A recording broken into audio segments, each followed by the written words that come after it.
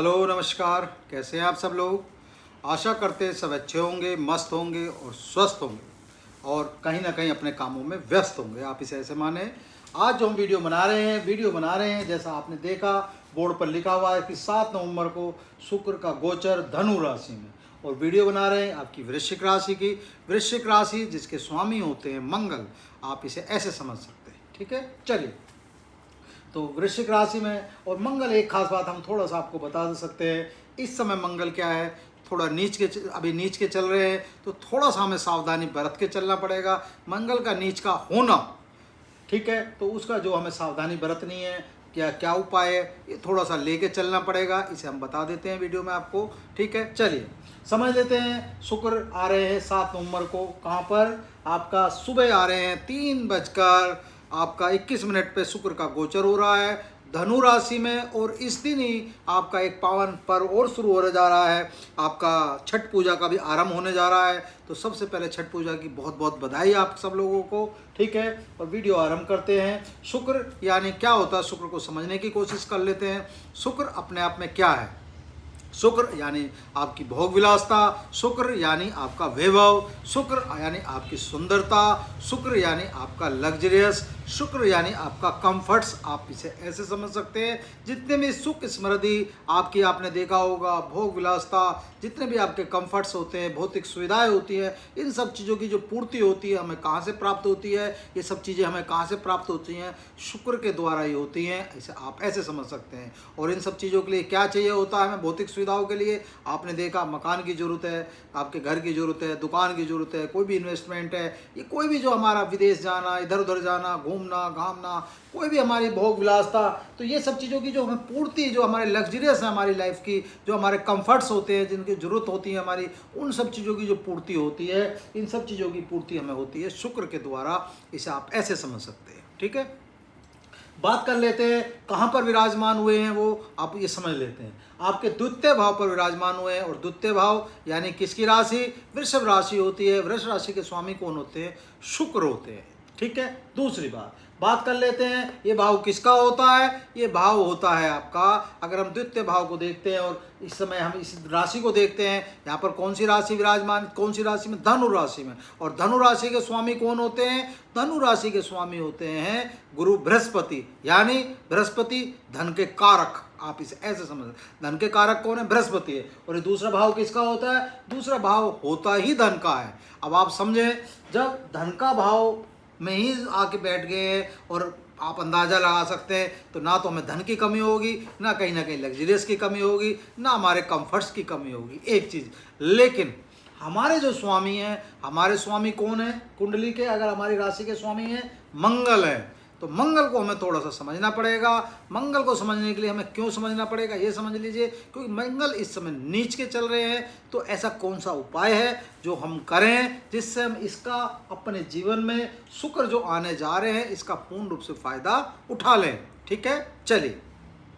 शुक्र को एक 7वीं दृष्टि प्रदान है। शुक्र की 7वीं दृष्टि को हम देख लेते हैं। शुक्र की 7वीं दृष्टि कहाँ पर पड़ रही है, आपके अष्टम भाव पर पड़ रही है। और अष्टम भाव किसका होता है, अष्टम भाव भी आप अंदाजा लगा सकते हैं। अष्टम भाव आपकी मृत्यु का भी होता है, आपका बुढ़ापे का भी होता है, आपकी आयु का भी होता है। यानी कहीं ना कहीं शुक्र क्या है, शुक्र लग्जरियस भी है, शुक्र कंफर्ट्स भी है, और शुक्र भोग विलासता भी है। और कहीं ना कहीं आप इसे आप ऐसे समझ सकते हैं। ठीक है ना, तो जितने भी हमारी भोग विलासताओं की जरूरत होती है, आपको कहाँ से प्राप्त होती हैं, हमें प्राप्त ही इन सब चीज़ों से होती है।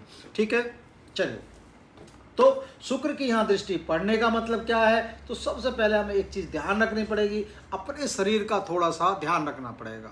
क्यों रखना पड़ेगा, कहीं ना कहीं काम वासना से संबंधित भी शुक्र का रोल आता है। आप इसे ऐसे समझ सकते हैं। तो ठीक है, तो ये कोशिश करें कि अपने जीवन में इस समय थोड़ा सा विशेष ध्यान रखें, अपने आचरण का ध्यान रखेंगे तो कहीं ना कहीं आपके लिए ये ठीक रहेगा और अच्छा रहेगा। इसे आप ऐसे समझ सकते हैं। ठीक है, तो कोशिश करें ज़्यादा से ज़्यादा व्यायाम करें, खाने का ध्यान रखें, परहेज रखें, और अपना जो खर्चा है सही दिशा में करें, जो अपनी सोच है वो सही दिशा में लगाएं, तो इसका पूर्ण रूप से फायदा उठा लेंगे। लेकिन यहाँ पर जो राशि विराजमान है, यहाँ राशि विराजमान आपकी 3 नंबर यानी मिथुन राशि, जिसके स्वामी होते हैं आपके बुध। बुध क्या है? बुध अपने आप में व्यापार है, बुध अपने आप में बुद्धि है, बुध अपने आप में भाग्य है और बुध अपने आप में राजकुमार है। इसे आप ऐसे समझ सकते हैं, ठीक है।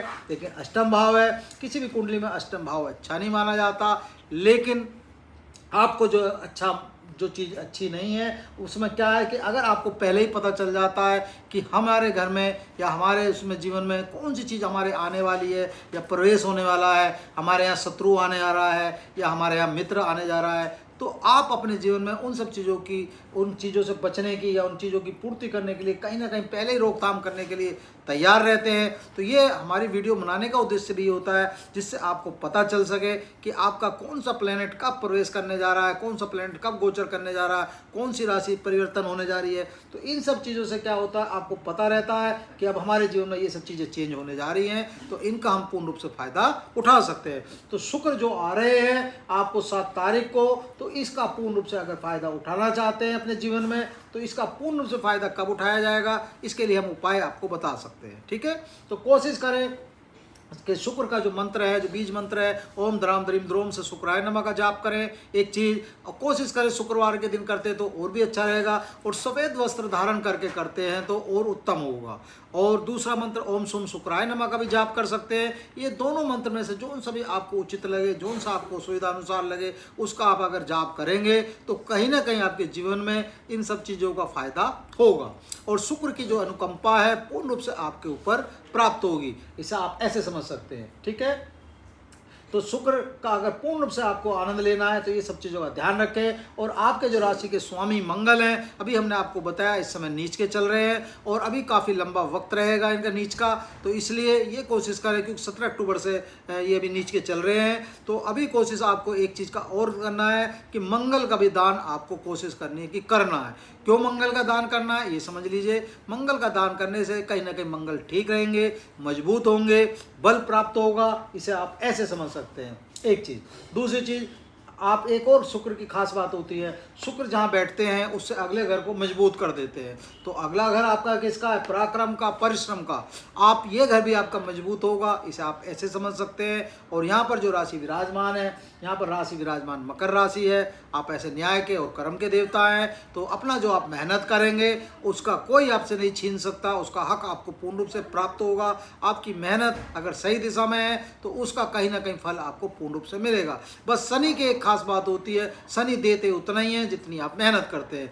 अगर आपने 100 रुपये की मेहनत करी है तो 101 रुपये का नहीं देंगे, लेकिन 100 रुपये का जरूर देंगे। या तो 200 रुपये का काम करो जब उसका पूर्ण रूप से फायदा ले लोगे, ठीक है।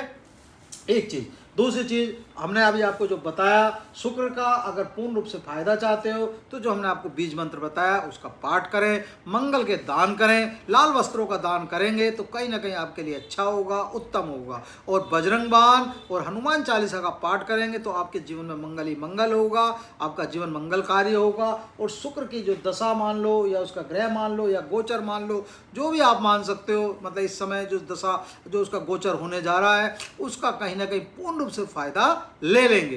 तो फायदा लेने के लिए जो हमने आपको बताया उन चीज़ों का पाठ करें, उन चीज़ों का नियम करें, उन चीज़ों का उपाय करें, तो पूर्ण रूप से आपके जीवन में बदलाव आएगा। इस बात की हम आपको लिखित गारंटी दे सकते हैं, ठीक है। जो अब तक आपका घटित हो रहा था, आप देखेंगे जैसे 7 तारीख आएगी आपके जीवन में बदलाव शुरू हो जाएगा। बस अपना क्या करना, आचरण का ध्यान रखना है। ये एक विशेष चीज़ है जिसका आपको पूर्ण रूप से ध्यान रखना है। अपने शरीर का ध्यान रखना है, क्योंकि आयु के, जहाँ आपकी आयु होती है, जहाँ आपका शरीर होता है, जहाँ आपका बुढ़ापा होता है, वहाँ पर इनकी सीधी दृष्टि पड़ रही है। और अभी हमने आपको सचेत भी करा कि एक आप इनका काम वासना से भी संबंध होता है कि शुक्र की जब दशा आती है तो आदमी खर्चा सही दिशा में या गलत दिशा में या कंफर्ट्स लेवल में, जो भी उसका कंफर्ट्स लेवल जिसे वो अच्छा मानता है, बुरा मानता है, जरूर करता है। तो इसलिए अपने आचरण का और अपने शरीर का विशेष ध्यान रखें, ज़्यादा से ज़्यादा मेडिटेशन करें, ज़्यादा से ज़्यादा एक्सरसाइज करें, तो कहीं ना कहीं आपके जीवन में इसका पूर्ण रूप से आनंद आएगा। उम्मीद है जो हमने आपको समझाया आपको समझ में आया होगा,